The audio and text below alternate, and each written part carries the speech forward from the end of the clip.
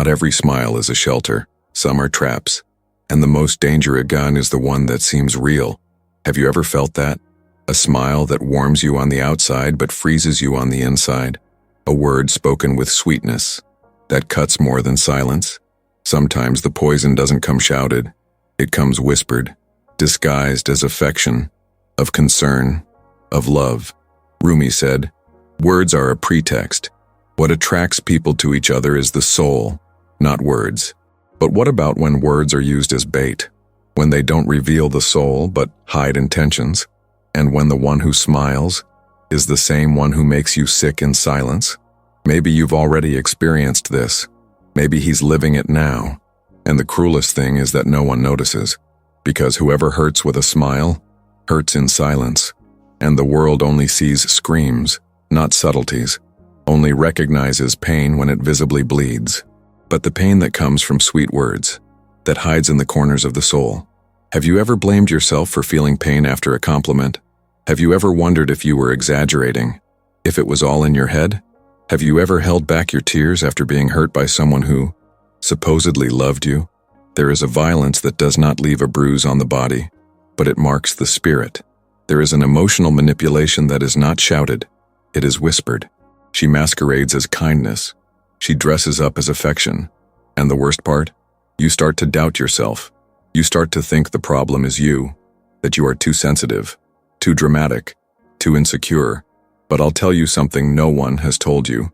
Your pain is real.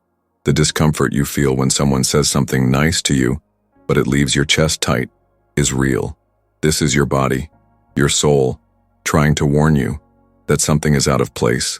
That smile is not a cure. It's a disguise. How many times have you heard, "I only want the best for you"? That sounded like a judgment. How many times have they said, "You are special," only to then ignore you as if you were disposable? How many sweet words came loaded with demands, control, coldness? Rumi also wrote, "Wounds are where the light enters you, but some wounds come with a false perfume. They smell of affection, but carry abandonment. They shine, but they burn." And if no one has ever told you this, I'll say it now. You have the right to feel what you feel, even when no one understands, even when everyone applauds those who hurt you, even when the world says, "But he looks so good." The truth is that some people hurt by smiling, and some words are poison diluted in honey, and you need to learn to listen not just to what is said, but what is felt. You need to learn to trust your intuition, that strange feeling that comes over you after a conversation. In that emptiness that remains even after an "I love you," in that weight that appears, even when everything seems light, because it's not always the word that matters. It's the energy. It's the intention. This is what remains after the sentence ends. And now I want to invite you to dive deeper into this truth, understanding where this silent pain comes from, discover what she wants to show you, and why perhaps it is the portal to something much greater. But before continuing, tell me, have you ever felt this? Have you ever been hurt by sweet words? Have you ever been poisoned by fake smiles? If you've come this far, it's because something inside you recognized this pain. Because deep down, the soul always knows when it is being hurt, even if the outside world insists on saying otherwise.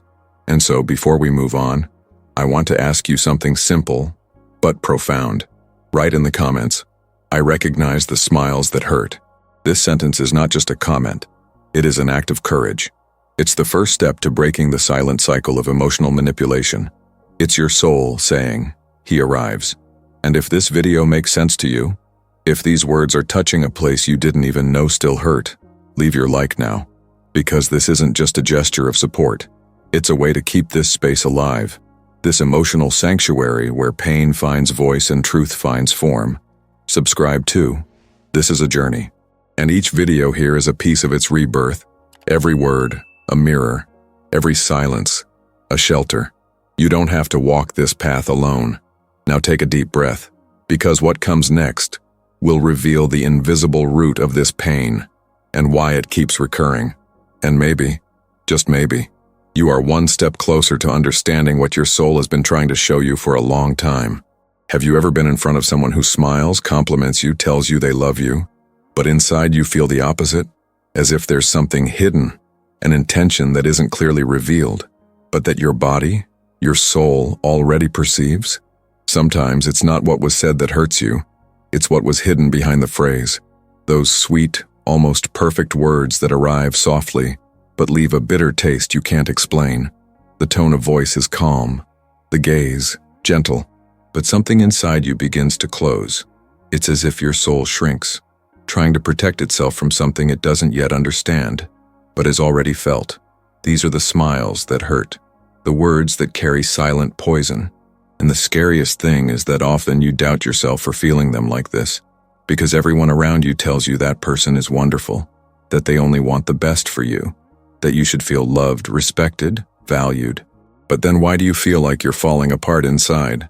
There's something deeply cruel about this kind of emotional dynamic. It slowly weakens you, because it doesn't shout, it doesn't explicitly attack.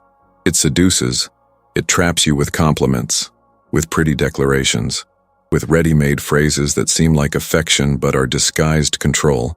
Phrases like, "It's just because I care about you," or "I'm only saying this for your own good," or even, "You're exaggerating. It was just a joke." And then the cycle forms. You feel, you keep quiet, you doubt what you feel, you try to convince yourself everything is okay, and you feel again. But each time this happens, something inside you breaks a little more. The truth no one tells you is that not all abuse comes with screams. Some come with silence, others with a gentle touch, with a sweet voice, with a loving "good morning" after a night of contempt. And that's why this kind of pain is so difficult to explain, because it doesn't show itself in the body. It settles in the soul. It silently sickens you, and you learn to live with this discomfort as if it were part of who you are, as if you were the problem. But listen, it's not you. You're just feeling what's invisible to others, and this is the sensitivity the world often misunderstands. Rumi said, "What you seek is seeking you." Perhaps what you seek now, clarity, truth, liberation, is also trying to find a way to reach you, but it will only find its way in when you stop blaming yourself for feeling too much, when you start trusting the language of your soul, and the soul speaks through sensations. It warns you when something is wrong, even if everything seems right on the surface. You know that tightness in your chest after a conversation that theoretically went well? That insomnia that appears for no reason after hearing words that should soothe? That urge to cry without explanation after being with someone who only wants the best for you? This is your soul telling you. That smile is no shelter. Those words are poisonous. That affection isn't affection. It's a prison disguised as affection. There's a pain that arises from the imbalance between what you hear and what you feel. When the words are loving, but the energy is dominating. When the words say, "I care," but the actions demonstrate control, manipulation, suffocation, and you begin to internalize this contradiction as if it were your own fault, as if the fault lay with you for not knowing how to receive love. But that's not love. It's confusion. It's the other person's attempt to keep you vulnerable, dependent, and silent. That's why you feel yourself falling apart. It's not drama. It's not exaggeration. It's your emotional field defending itself. It's your spirit trying to survive what the ego can't yet name. And when you insist on keeping quiet, on ignoring what you feel, you don't just hurt yourself. You distance yourself from your own essence. And that's how emptiness is born. Not Rumi's spiritual emptiness, the one that liberates, but the emotional emptiness of someone who has been invalidated for too long, of someone who loved too much and was silenced, of someone who believed in words that sounded beautiful, but were traps. You need to give yourself the right to believe what you feel, even if no one around you understands. Because true spiritual awakening begins when you choose your soul's truth, not someone else's rhetoric. It begins when you decide to stop convincing yourself that everything is okay, when clearly, it isn't. When you stop smiling out of politeness and start crying for freedom. When you decide you will no longer accept sweet words that leave wounds, that you will no longer submit to smiles that make you sick in the name of love. Because love doesn't hurt. Love doesn't manipulate. Love doesn't make you feel lesser so the other person feels great. Love doesn't confuse you, doesn't trap you, doesn't silence you. Love, true love, is light, even when it's intense. It's healing, even when it's confrontational. It's freedom, even when it demands presence. And maybe now you're beginning to understand why you felt so lost for so long. Why certain words still echo within you, even after years. Why certain smiles send chills down your spine, even from people everyone considers good. You're not crazy. You've just begun to awaken. And this awakening, there's no turning back. If any part of this video spoke to your soul, leave the following sentence in the comments. I trust what my soul feels. Because sometimes that simple decision is what begins to heal you from everything that was said to silence you. Have you ever noticed how some people know exactly where to touch to hurt you, but they do it with a smile, with a gentleness that borders on care?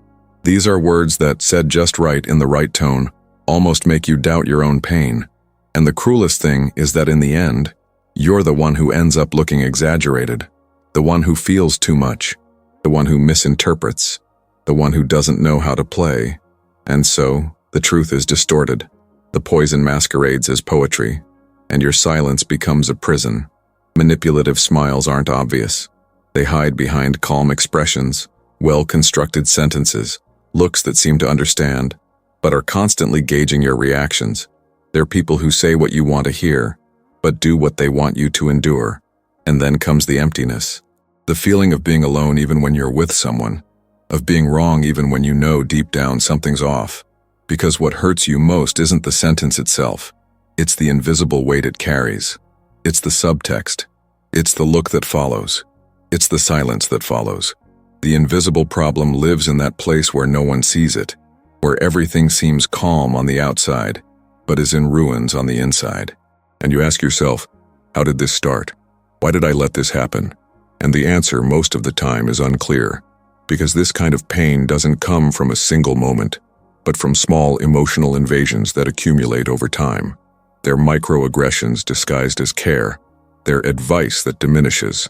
They're words like, you should be more like, or, you always mess up when you're like this. They sound like advice, but they're sentences, judgments, marks that remain.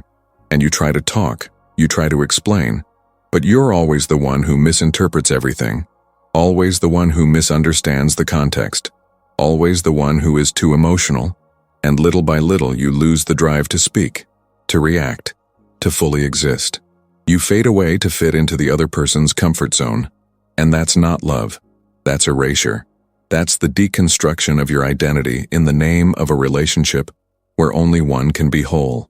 The most dangerous thing about this invisible problem is that it goes unnoticed even by those who cause it. Often, these people truly believe they love you, that they care for you, that they're doing their best. But love that invalidates isn't love. Care that humiliates isn't care. Attention that constantly corrects isn't presence, it's control. And there's a world of difference between someone who wants to be with you and someone who wants to mold you into their own image. Maybe that's why you feel this tightness that won't go away. This feeling like you're always walking on eggshells. This constant emotional vigil to avoid ruining the mood, to avoid appearing ungrateful, to avoid being too much again. And all of this distances you from your intuition, from your truth, from your strength, because you start to believe that this is what being loved means. Adapting, molding yourself, remaining silent. But it's not. This is conditional love. It's the love that demands without seeming demanding, that punishes with silence, that distances with empty praise. The real problem isn't the words you say. It's how often they make you feel wrong for feeling them. It's how accustomed you've become to doubting yourself. And that's what makes you sickest, when you no longer trust your own feelings. When you hear a seemingly harmless phrase and your whole body screams, but you respond with a smile, afraid of ruining everything. When you say it's okay with a lump in your throat and then cry in secret. Rumi said, "What you don't let die within you doesn't let you live." And perhaps what you're keeping alive today is precisely the mask, the character you created to be accepted, the version of you that doesn't bother, that doesn't feel too much, that doesn't overreact. But the soul feels, and it begins to send you signals: fatigue, anxiety, discouragement, nameless anguish, sensations that seem to have no reason, but are actually emotional responses to the suffocation you experience. There's an ancient pain here, a pain born of the fear of losing love if you show your true self, a pain that says, It's better to be hurt and accepted than to be whole and rejected. But that's a lie you've been taught, and you no longer need to live on emotional crumbs, no longer need to accept compliments that hurt, advice that diminishes, smiles that suffocate. You're not too difficult. You're not too sensitive. You're simply waking up to a truth the world tries to numb. And this awakening is lonely at first, because when you start to see through those manipulative smiles, those false words, you also begin to see where you've allowed yourself to be small, where you've kept quiet out of fear, where you lost yourself trying to maintain a connection that only existed when you pretended not to feel what you felt. But now, you feel. Now, you see. Now you can no longer pretend everything is okay. And this is the beginning of your liberation. If you felt all of this and still kept silent, write in the comments, "I've already kept quiet so as not to lose someone." This sentence isn't just a rant. It's an act of self-love. It says, "I see where I've hurt myself." And that is always the first step to begin healing. No one sees when the soul bleeds in silence, because there are no bruises, no screams, no scandal. Just you and the invisible weight of the words left hanging in the air. You swallow your tears once more. You shake your head as if to say, "It's all right," even as everything crumbles inside. And you carry on, because you learned that showing pain is weakness. Because from an early age, someone taught you that those who feel too much are annoying, that those who talk about what they feel are dramatic. And you slowly silenced your soul until you could barely hear what it said. But it keeps talking. And every sentence you swallow, every tear you suppress, every reaction you stifle, leaves a mark inside you. It's a pain that's not easily explained, because it doesn't come from a single event. It comes from the repetition of small emotional betrayals, from being ignored when you needed to be heard, from being invalidated when you opened up, from hearing beautiful words with an energy that said the opposite. It arises in the gap between what they tell you and what they show you, between what you expect and what you receive. It's the pain of realizing that what seemed like love was actually control, that what seemed like affection was a subtle way of keeping you silent. And when no one sees this pain, you begin to believe it's not legitimate, that maybe you're exaggerating, that maybe the problem lies within you. And this doubt is the poison that paralyzes you, because you begin to distrust your own intuition, that inner voice that tries to warn you. You begin to silence it. And the more you silence it, the more distant you become from yourself, the more disconnected you become from your truth. And that's when the void appears, the emptiness no one understands, the weariness that won't go away, the desire to disappear, even when everything seems normal, the constant feeling of being wrong, out of place, because no one sees what's happening inside you, and you feel even more alone, because the people around you keep saying, "But she only said that out of love. You're overreacting. You need to be stronger." But you don't want strength. You want peace. You want to breathe without fear. You want to speak without being constantly corrected. You want to exist without having to conform to invisible expectations. This silent pain that the world ignores is not small. It gnaws away slowly. And because it's invisible, it settles in the deepest places, in the way you look at yourself in the mirror, in the way you hesitate before speaking your mind, in the way you apologize for feeling. It's as if you're constantly justifying yourself for existing. And it's exhausting, because no one sees how hard you try, how much you swallow, how much you hold back to keep from exploding, how much you long, deep down, to be understood by someone, just once, without having to explain everything. But you deserve to be understood. You deserve a space where you can say, "Today hurts," without being corrected, without being criticized, without having to justify the pain. Rumi said, "The wound is the place where the light enters you. But for the light to enter, you need to stop pretending you're not hurt. You need to allow this pain to speak. Let it have a voice. Let it be acknowledged. Because only what is named can be transformed. And maybe that's why you're here now. Maybe something inside you is tired of being silent, tired of swallowing sentences that cut you short, tired of smiling so as not to scare others, tired of appearing strong when everything inside is crying out for comfort. This is the soul crying out for truth, not someone else's truth, yours, the one suffocated under layers of fear, guilt, and silence, the one that still cries into your pillow, even when everyone tells you you have a good life, the one that feels invisible, even when surrounded by people. And this emotional invisibility is one of the greatest forms of violence, because it nullifies your feelings. It makes you get used to the bare minimum, to almost love, to almost care, to almost respect, but almost doesn't nourish, almost doesn't heal, almost only prolongs the wound. And you weren't born to live in almost. You were born to feel whole, to be seen, to be loved truly, with presence, with listening, with acceptance. But the world didn't teach you that. The world taught you to perform, to smile even when everything is wrong, to be polite, even when treated with contempt, to accept harsh words as if they were life lessons. And you mistook aggression for sincerity, coldness for maturity, distance for independence. But now, your soul wants to reverse all that. It wants to remind you that sensitivity isn't weakness, that getting emotional isn't a flaw, that feeling too much isn't a defect. It's a gift. And those who feel too much see it first. They perceive what others ignore. They intuit what hasn't yet been said. And that's why you suffer so much. Because you're not just dealing with what's said, you sense the intention behind it. You sense what the other person is trying to hide. And this makes you seem too intense, too crazy, too unstable. But in reality, it's your soul screaming for truth, for clarity, for a space where it can simply be. You're tired of being silent, and that's okay. You're tired of hearing phrases that seem tender but sound like blades, and that's okay. You're exhausted of carrying this pain alone, pretending you feel nothing, and that's okay. Because acknowledging this doesn't weaken you, it frees you. And spiritual liberation begins with allowing yourself to feel, with the courage to say, I can't bear to smile anymore when inside I'm breaking.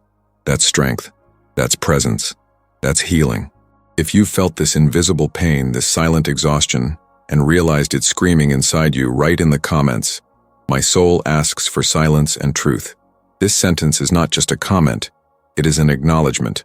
It's the beginning of a new listening experience. A listening experience that finally begins with yourself. Wounds to the soul don't come only from those who scream, those who explode, those who hurt brutally. Sometimes the deepest pains arise from silence, from the absence of truth, from the rehearsed delicacy of those who learn to manipulate with gentle gestures. And perhaps most devastating is when these wounds are inflicted by the person you trusted most. When it's precisely that person you let in, whom you welcomed, whom you loved with abandon, who ends up being the source of the pain that silently accompanies you. There's a kind of emotional manipulation that has no face, no shouting, no scandal, but it acts every day, eroding your energy, distorting your perception, making you question even your most legitimate emotions. Rumi said, the wound is the place where the light enters you, but what happens when that wound is kept open not by chance, but by someone who feeds on your imbalance? Who weakens you with strategic praise, who praises you to silence you, who embraces you only to invalidate you later. You begin to sense something is wrong, but you can't put your finger on it, because there's no clear evidence, because the other person always seems to have a good explanation, and you, with your soul's sensitivity exposed, begin to doubt your intuition. And that's where true imprisonment lies, when you no longer trust your feelings.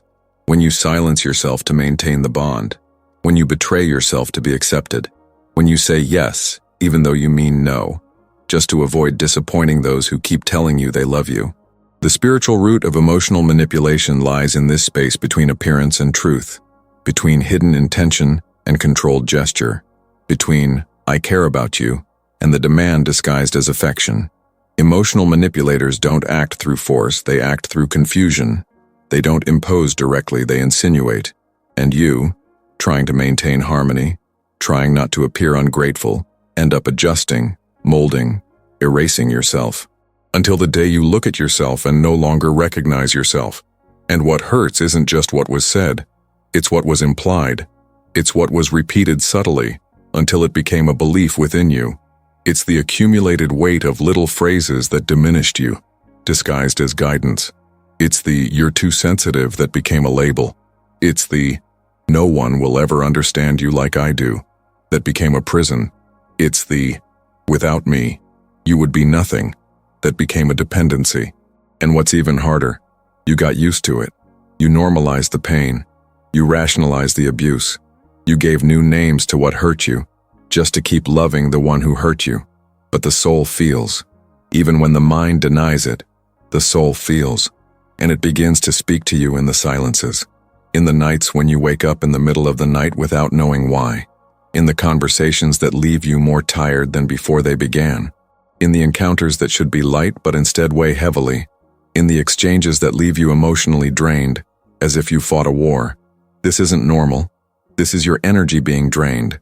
This is your light being suffocated by someone who, without even realizing it, needs to keep you dim to feel in control. And no, this doesn't mean these people are necessarily bad. Often they're also hurt. They're also trying to survive. They've also learned to manipulate because they never learned to love. But just because someone is hurt doesn't justify keeping you broken. Just because someone doesn't know how to love doesn't mean you have to accept broken love. You can embrace another person's pain without having to negate your own. You can understand without sacrificing yourself. You can respect without destroying yourself. But to do so, you need to listen to your soul again. You need to remember your truth. You need to reconnect with that part of you that knew, back in the beginning, something was wrong, but was silenced by fear of appearing ungrateful, cold, or unspiritual. And here comes a truth that few have the courage to say. Spirituality isn't about accepting everything. It isn't about remaining silent in the face of what hurts. It isn't about embracing those who cut you down and saying, "I understand your pain." Spirituality is about recognizing your light, protecting your energy, and choosing to no longer sacrifice yourself for connections that demand your self-destruction as proof of love. You no longer need to swallow phrases that make you feel small. You no longer need to justify someone else's pain to maintain a relationship. You no longer need to transform yourself into what someone else expects just to be accepted. Because those who truly love you don't need to mold you. Those who love you don't diminish you. Those who love you don't manipulate you with sweet words while slowly stripping away everything that makes you whole. Perhaps now, reading this, you're remembering conversations that seemed simple, but left deep wounds. Words that, spoken sweetly, planted doubt in your heart. Looks that seemed tender but carried judgment. And most of all, moments when you felt profoundly alone alongside someone who claimed to be there for you. This is real. This is valid. And the more you acknowledge these experiences, the more your soul begins to heal. Not because the pain suddenly disappears, but because you stop fighting it. Stop pretending you don't feel it. Stop minimizing what, deep inside, has been screaming for a long time. And you deserve this healing. You deserve relationships that don't confuse you, words that don't cut you, smiles that don't hide venom.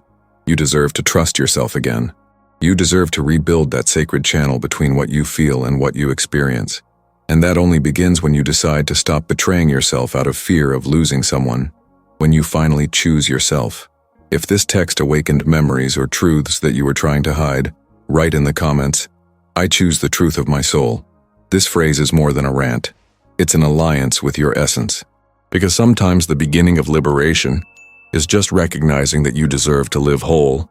What no one told you is that words can, indeed, sicken the soul. Not just hurt, not just sadden, but truly sicken. There are phrases that aren't just sounds.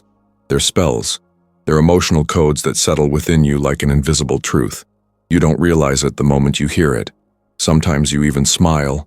You give thanks. You pretend everything's fine.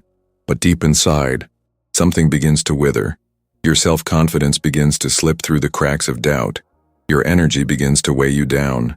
Your soul begins to grow silent, and you go on living, but without feeling alive. Words can sicken because they penetrate where no one else can. They reach the part of you you've been taught to hide. They reach the vulnerability you so tightly camouflage. And when they come from someone you love, they have even more power, because you let your guard down. You allow them in, and that's where the poisoning begins. Not necessarily out of malice, but because of the emotional neglect of those who never learn to care about what others feel. Because of the arrogance of those who believe they know what's best for you better than you do. And the key that almost no one talks about, the one hidden behind all the prepackaged self-help advice, behind the shallow, keep moving forward speeches, behind the spirituality that ignores real pain, is this. You need to learn to listen more to what you feel than what you hear. Because what you feel is your truth. What you feel is your compass. What you feel is your soul speaking. And if you continue to ignore this to obey external words, you will remain sick. You will remain confused. You will continue to live a life that is not yours. How many times have you heard that it's not quite like that? That you're exaggerating? That you should be more rational? That you're taking everything too seriously? And yet, you felt a knot in your chest, a vague ache you couldn't explain. But it was there. It was with you, and you ignored it so as not to lose that relationship, that friendship, that validation. But the pain didn't go away. It just hid deeper. And now perhaps it's manifesting itself in the form of anxiety, exhaustion, insomnia, apathy, discouragement. All of these could be the echo of words you allowed to lodge within you as if they were truths. And maybe no one ever told you that what hurts you reveals you. That pain isn't just an obstacle. It's a door, a summons, a silent call from your soul saying, something here isn't right. Something here isn't you. And when you begin to accept this pain as a messenger, instead of trying to eliminate it at all costs, you discover a strength that was dormant. You stop running from yourself. You stop trying to adapt to what's expected of you. You begin to return. You begin to remember. You begin to awaken. But this awakening comes at a price, the truth. And not everyone is ready to face it, because the truth isn't comfortable. It doesn't come with applause. It doesn't please everyone. The truth forces you to reevaluate bonds, to reevaluate relationships, to set boundaries, to say no to those you've always said yes to look in the mirror and realize that often it was you who betrayed yourself, that it was you who pretended not to see, that it was you who accepted less than you deserved for fear of being alone. And that's okay. We've all done it. We've all lost ourselves trying to please. We've all said, it's okay, with pain in our eyes. We've all kept the truth to ourselves to maintain love. But there comes a point where it's no longer enough. There comes a moment when your soul begins to scream. And that's the moment you're living now. Because what brought you here wasn't just a video. It was your pain asking to be heard. It was your soul asking for a safe space where it could finally say, I can't stand being what they expect of me anymore. And this hidden key, this listening to what you feel, will not take you away from the world.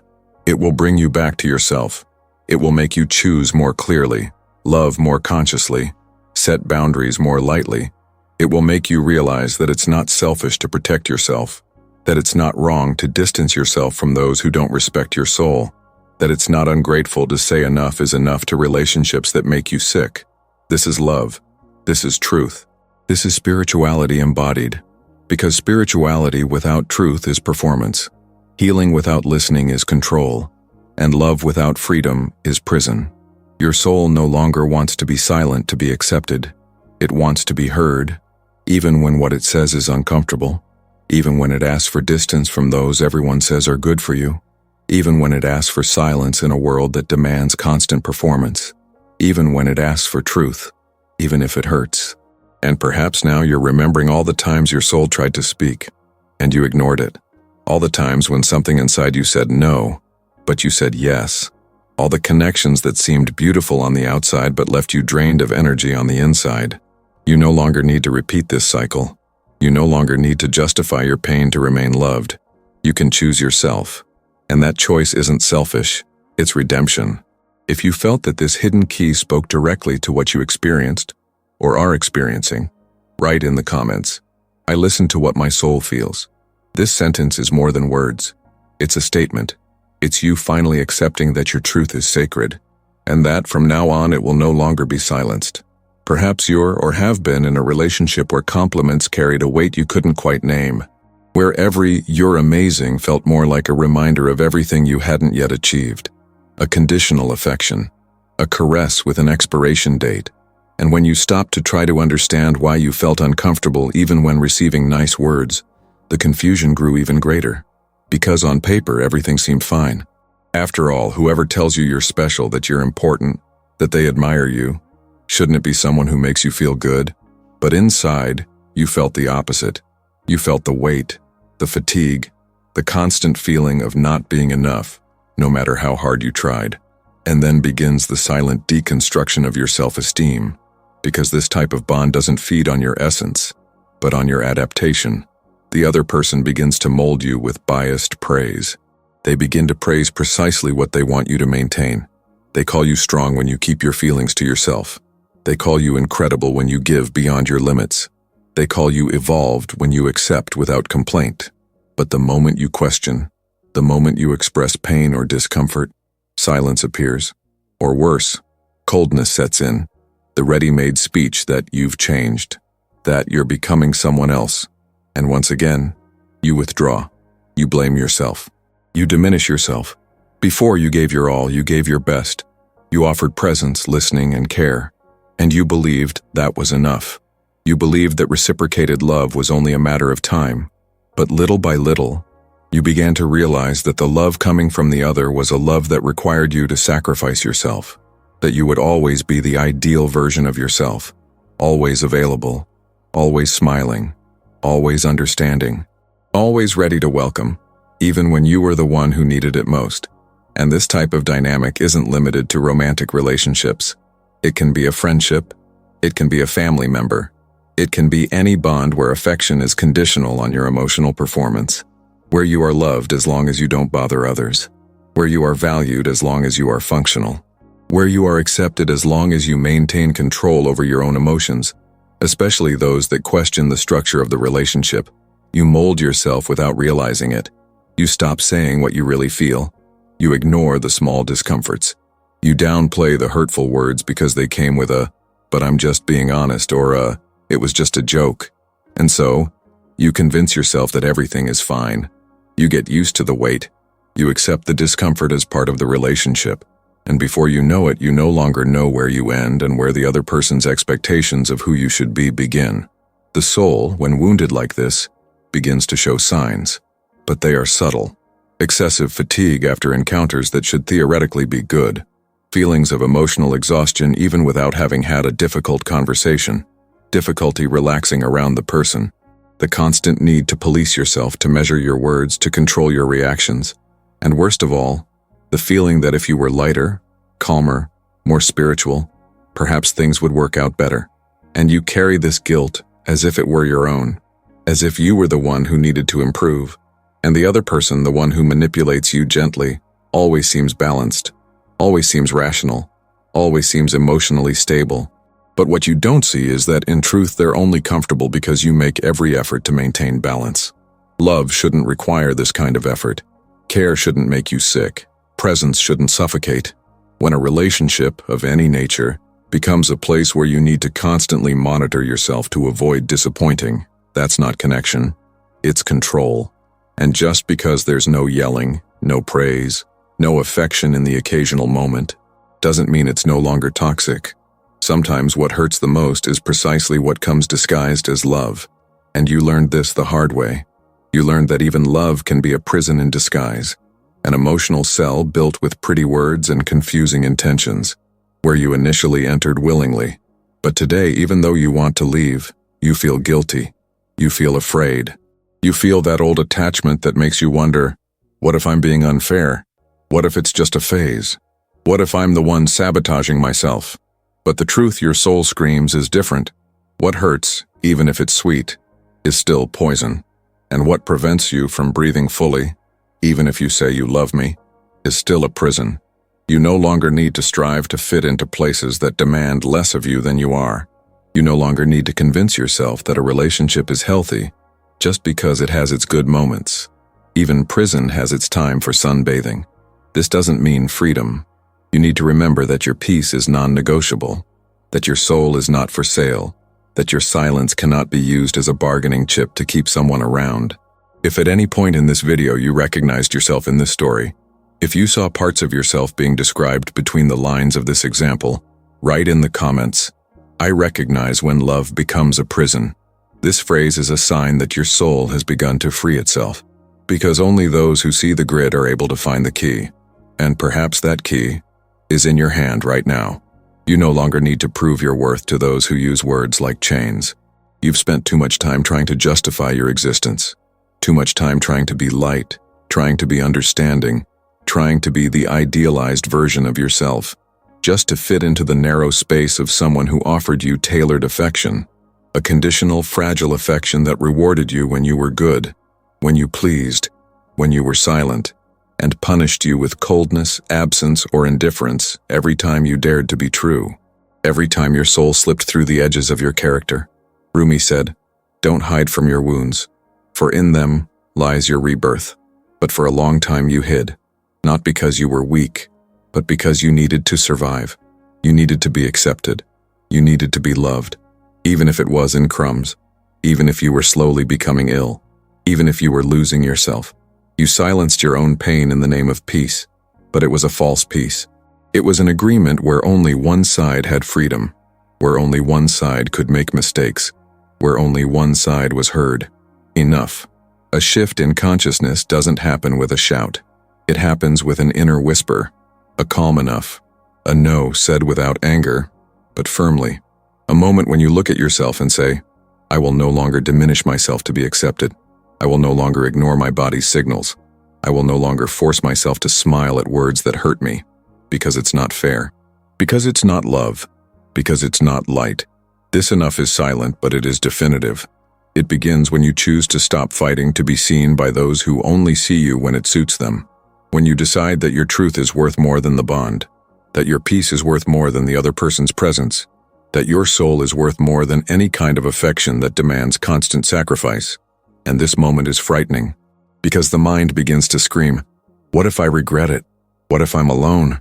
What if no one loves me anymore?" But the soul finally sighs. You weren't meant to live under emotional threat. You weren't born to be kept small in the name of a love that was supposed to be a shelter, and instead became a cell. You're not here to fulfill expectations that aren't yours. You didn't come to emotionally crawl behind someone who doesn't see your pain. And what you're feeling now, this mix of fear and relief, of loss and reunion, is a sign that you're waking up from a spell, from an emotional enchantment that made you believe that denying yourself was the only way to keep someone close. But now the fog is lifting, and you begin to see clearly. You begin to remember your light. You begin to feel what you had forgotten, the right to exist fully, to take up space with all that you are, to speak, to feel, to make mistakes, to cry, to say no. And no, this is not selfishness, this is presence, this is awareness, this is spiritualized self-love. You no longer need to negotiate your essence. You no longer need to settle for emotional crumbs disguised as care. You no longer need to accept smiles that make you sick just because the world says that person is good for you. Because you know, you feel. You don't need external proof to validate what your soul has been screaming for so long. A true shift in consciousness happens when you stop trying to be healed by those who hurt you. When you understand that your liberation will not come from a new attitude from someone else, but from a new choice of your own. And this choice doesn't have to be loud. It doesn't have to be dramatic. It can be a simple internal act of courage. I will no longer betray myself. I will no longer pretend. I will no longer beg for spaces that don't welcome me. You don't need to shout to be heard. You just need to stop, breathe, and acknowledge what you already know. Your soul is tired of living in environments that require your absence as a condition of permanence. It wants light. It wants truth. It wants lightness. And you have the right to choose that. The pain of leaving someone you love but who hurts you is real. But the pain of staying where your soul doesn't breathe is even greater. And life begins to change when you choose to break out of this cycle. When you understand that you no longer need to chase after someone who doesn't listen to you, that you no longer need to explain yourself to someone who disregards you, that you no longer need to lose yourself to keep someone. You're freeing yourself. And that doesn't mean the other person is bad. It just means you're tired of being less than you are. It means you've understood that the wound isn't the end. It's the beginning. It's through it that the light enters. It's through it that you return to yourself. Because pain, when truly listened to, reveals what false love tried to hide.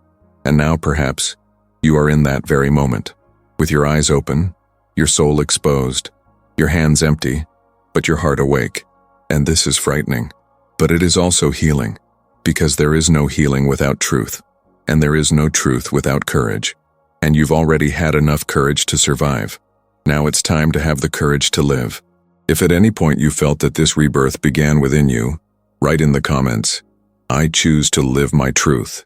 This phrase is a silent signal to your soul that you are finally coming home. The soul feels what the eyes ignore. It perceives what lies beyond words, beyond programmed gestures, beyond intentions carefully disguised with promises. The soul sees what is unsaid, but vibrates in silence.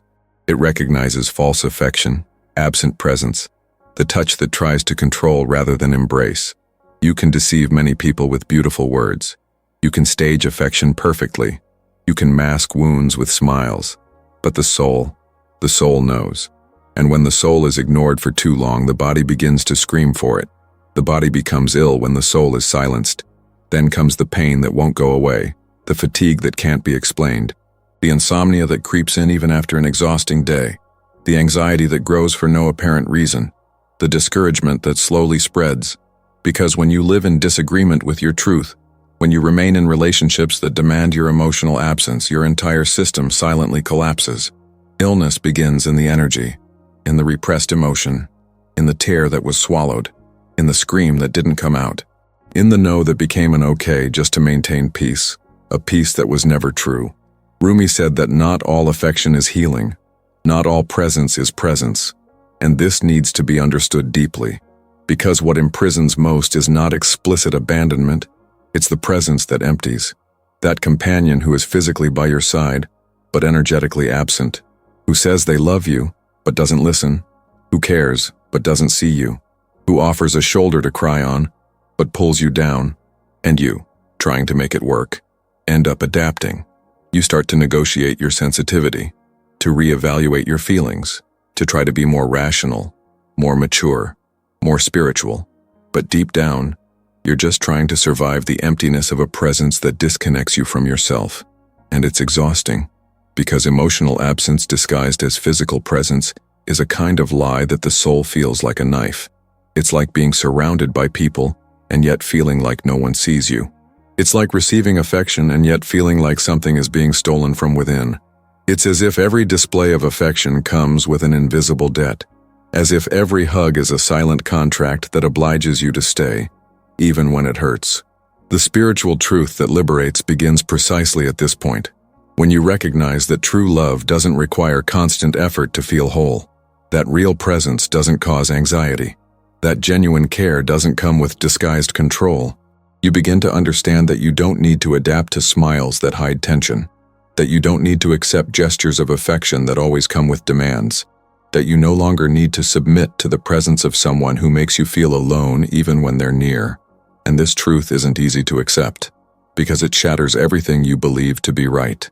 Because it dismantles the emotional structure you built, trying to justify the unjustifiable. But at the same time, this truth brings you back to yourself. It invites you to listen to what you've long silenced. It makes you look at your pain without guilt. It shows you that you're not sick, that you're not unstable, that you're not too difficult, that you're just reacting to what your soul can no longer bear. When you begin to live in alignment with this truth, something changes. You begin to feel lighter in your decisions, more clarity in your connections, more honesty in your words, and most importantly, more inner silence. Because the silence that was once suffocating now becomes a sacred space, a temple of reconnection, a place where you can finally exist without explaining yourself. But to do this, you need to let go of the idea that being with someone is always better than being alone. You need to understand that true healing isn't in the presence of another, but in your own presence with yourself. That true companionship begins when you stop abandoning yourself to keep someone close. When you say to yourself, I no longer accept living surrounded by people who don't listen to my soul. I no longer accept numbing myself just to stay in a relationship that erases me. I no longer accept living in the almost, because almost love, almost affection, almost care are as destructive as their total absence. They trap you in a cycle of hope and frustration that wears down the soul. And your soul is asking for something more. It's asking for wholeness, it's asking for truth, it's asking for relationships where it can expand, not shrink, where it can grow, not shrink, where it can be, and not just represent. You need spaces that embrace you completely, people who look you in the eye and see what you can't say, who respect your silences, who understand your sensitivity as a gift, not a flaw, who know that your intensity isn't exaggerated, it's truth vibrating loudly, who realize that your silence is sacred, and that your soul can no longer be touched by hands that don't know how to feel.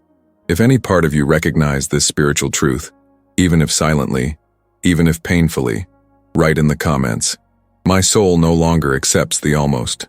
This sentence isn't just a response to the video, it's an affirmation to your heart, because sometimes, all the soul needs is to know that it has finally been heard by you.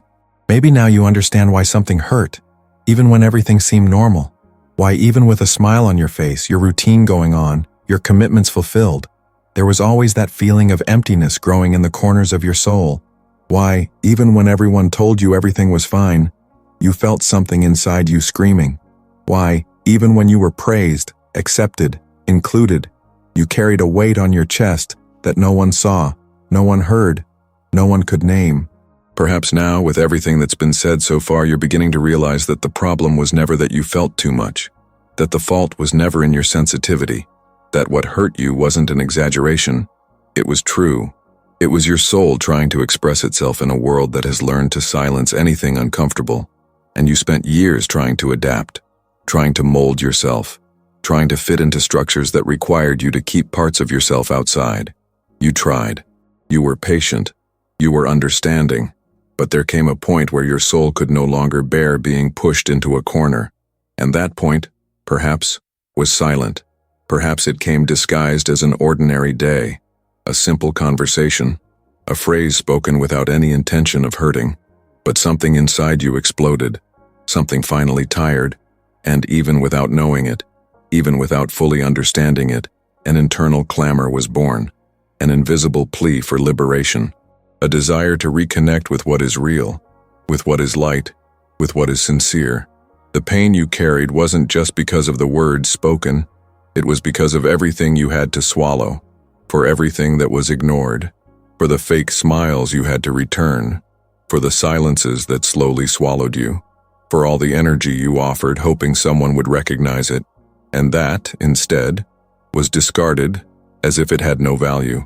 This is the pain of the soul that loved too much, trusted too much, believed too much, and was left alone with it all. But maybe now, you can untie that knot, not because the pain has disappeared, but because you finally understand where it came from.